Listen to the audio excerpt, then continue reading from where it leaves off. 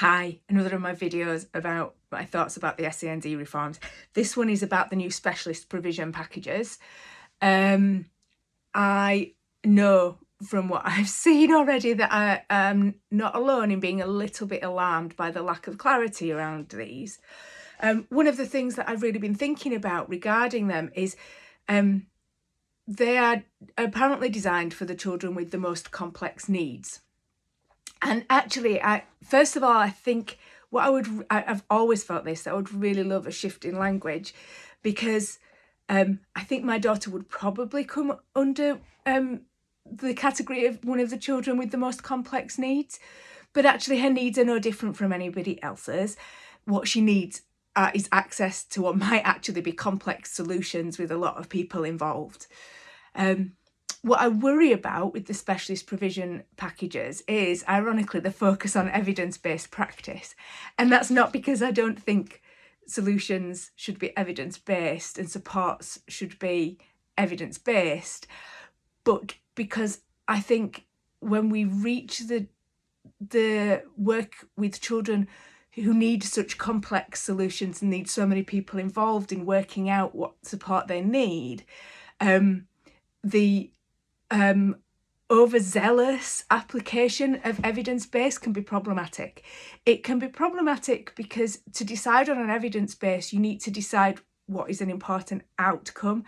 And I think in education, generally speaking, when we're talking about evidence-based practices, we're talking about evidence-based practices which create particular outcomes around literacy, numeracy, exam results. And it's a particular way of viewing the world, which I am not sure is necessarily, I'm not saying it's not, but it's not necessarily and not always compatible with the supports that children with the most complex needs might need. I also wonder about whose definition of evidence-based or evidence-led, or there are various different ways this is put, evidence-based practice is used. So I think from what I've read in the education space, and I read fairly widely, and what I've explored since I've looked at this, in education, a lot of the evidence-based practices, we're talking about cohort practices, we're talking about large group interventions that create a particular outcome geared towards a particular goal. When we look in the health space, most professional organisations use a three-part model which takes into account research evidence, family preferences and clinician expertise to create an evidence base. What I worry about with specialist provision packages is if they are so prescribed in terms of this is an evidence base and this is what families and this is what children must have and what families must put up with, that three-part model of evidence is lost.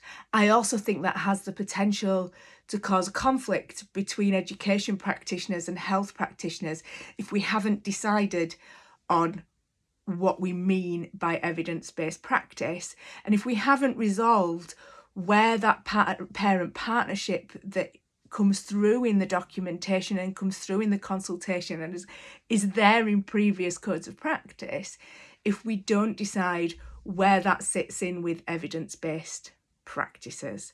So I think we really need to be clear about what the goal of the evidence-based practice is, whether that matches a family and a child's goals. And let's be realistic, with some of the children with the very most complex needs, it will be their families who are driving some of those goals based on knowing their children really well and understanding the context and the family situation and their friends and where they are in life.